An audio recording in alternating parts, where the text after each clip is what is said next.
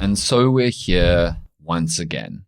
Another absolutely devastating, horrifying, inexplicable, inexcusable tragedy. A young woman murdered while on a date. A young woman with her body left lying on a road in Sandton, the place where South Africa is supposed to be its most elite and moneyed and safe from violence and crime. And here we are again, another South African woman suffered and had her life ended by the most horrifying, evil, sinful violence. And so we're going to talk about the tragedy of Olorato today, the end of her life, full name, Olorato Mongale. And we're going to talk about how she did everything that she had been told to do, everything that women are told to do to try and be safe in this country. How she told her friends where she was going, how they found each other on Find My Friend, how they were going to check in, how she went in the daytime, how she made sure to go to Sandton where you're supposed to be safe. Going to talk about all the ways that she took the right precautions. Precautions, by the way, that women shouldn't have to take to try and increase their chances of survival, let alone safety, survival in this country. And yet she still was killed in the most brutal and inhumane fashion. We're going to talk about all that. We're going to talk about the police investigation. We're going to talk about the arrest. We're going to talk about the car being found in a body shop in KZN. We're going to talk about all of those things. But in a month where morons, idiots, grifters, and liars have tried to tell us that farmers are particularly the subject of a pandemic of vile, targeted, vicious, inhumane assault, this is just another clarifying reminder that it is actually women and children in South Africa who face the most vile, inexcusable, just horrifying, unprocessable violence, pandemic of attack on them. South Africa is one of the most dangerous places in the world, if not the most dangerous place in the world outside of an active war zone for women and children. And I've been thinking a lot in the last few days about why Olorato's murder has cut through. Not to say that it doesn't deserve to. In any country in the world, this story would be the top headline. But in South Africa, I mean, we got the crime stats just a few days ago. And again, so absurd. 5,727 or 28 murders in quarter one in South Africa in 2025 from 1 Jan to 31 March. 6 murders of people on farms. Only one of them was white. And the only 2 farm owners who were killed in 2025 so far were of color. So again, the absurdity of people trying to make that the story of crime in this country. But the crime stats once again confirming that to be a woman in this country, to be a child, just so unspeakable, so dangerous, so justifiably living in fear and having lives shrunk and curtailed because just to go outside, just to meet up with a man, just to be in spaces with few people, just to go to areas that they're not sure of, so dangerous. Yeah, just to put it into perspective, just reading a Daily Maverick article from this morning, reporting on the fact that women are 5 times more likely to be murdered by a partner here more than anywhere else in the world globally. Yeah. And even just the crime stats from, the last quarter, I guess, of 2024, October to December, 957 women were killed. That's like 10 women a day, which is nuts. It's completely extraordinary in the worst way. And would be full of the potential for underreporting those stats. Because the poorer you are and the darker your skin tone in South Africa, the more likely you are to suffer crime and violence, but also the more likely you are for nobody in the media to ever write about what happened to you. And the more likely it is that your story is not reported to the police and not pursued by SAPS. It's just, we were talking before the show, Eric and I, about how many times we've had to do a show like this.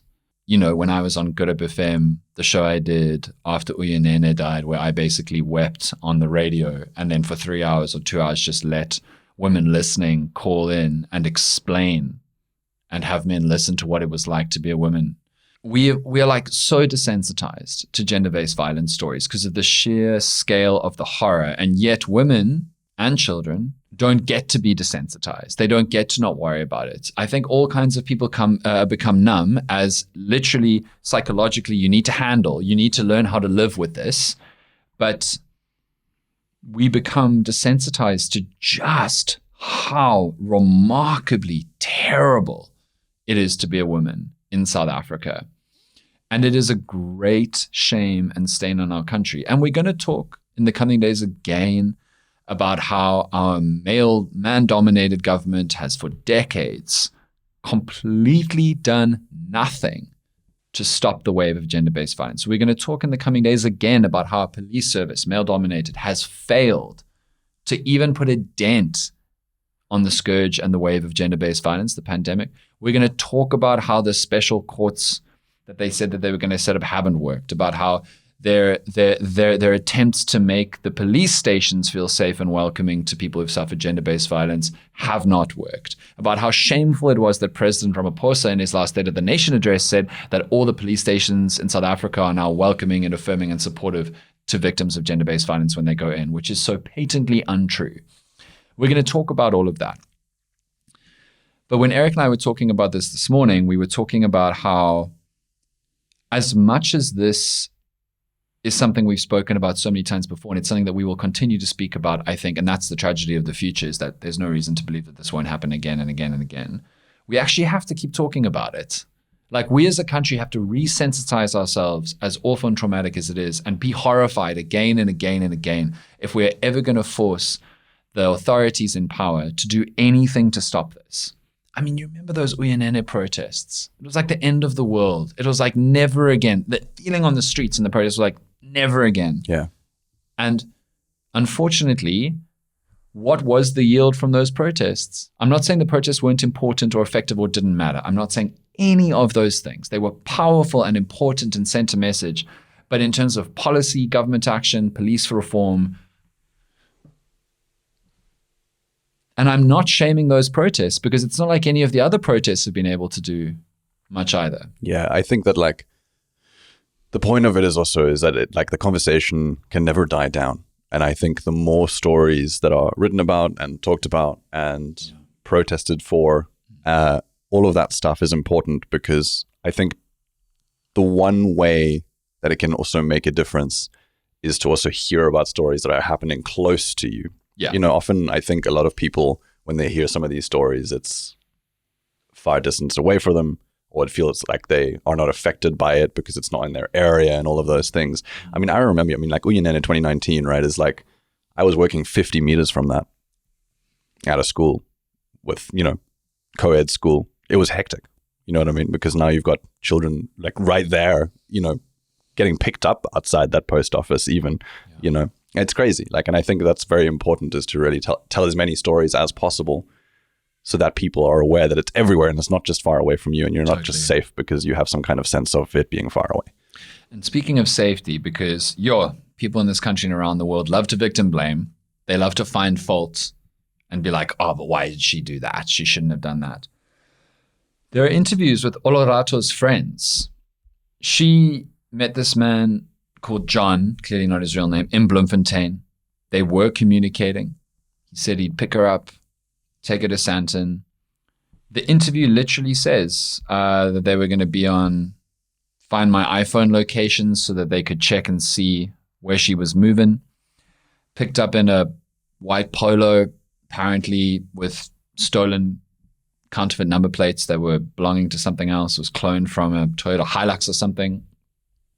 This close friend says that Olorato was going to let the friend know when they arrived on the date or the place they decided to go.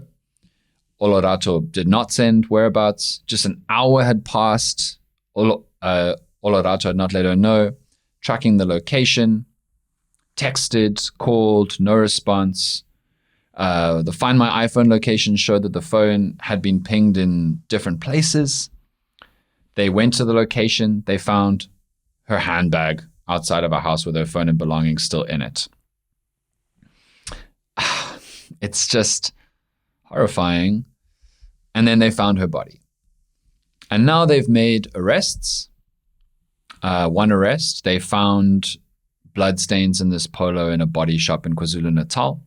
There's been one arrest. They're looking for 2 more connected to it. But I want to emphasize once again that no one in South Africa or anywhere in the world should need to go to that level of precautions to feel safe or like they're doing the right thing. And this is proof once again that even doing all those things does not cause women to be safe from men. And obviously the fact that it happened in Sandton, obviously the fact that she was a Wits student means that it's going to make national headlines, as it deserves to. But it's another reminder again of how many stories there are, how many tragedies there are all the time, as Eric said in those stats earlier, in South Africa. And a reminder once again of all of the women who you will never hear about. All of the women who you will never hear about and who will not get the kind of media attention or coverage that will force the South African government and SAPS to actually pursue their case and bring their perpetrators, their abusers to book and make them face justice. I don't know how to end this one. And I have felt this before about shows like this. And I think it's fine. There's no silver lining at the end of this. There's no hope. There's no, oh, but we're doing this. There is just, in this moment, in the process of grieving, turning into anger, turning into protest, turning into trying to affect meaningful change and force the government and the police force to actually do something to change this. In this stage of the processing, there is just grief again, and there is just reckoning again, and that's fine. And as always, I hope that this tragedy yields some kind of meaningful reform, some meaningful change in the government and the police service, so that it is just less likely that this happens again, as much as it will, that over time it becomes less commonplace until one day maybe we live in a country where women feel safe, justifiably.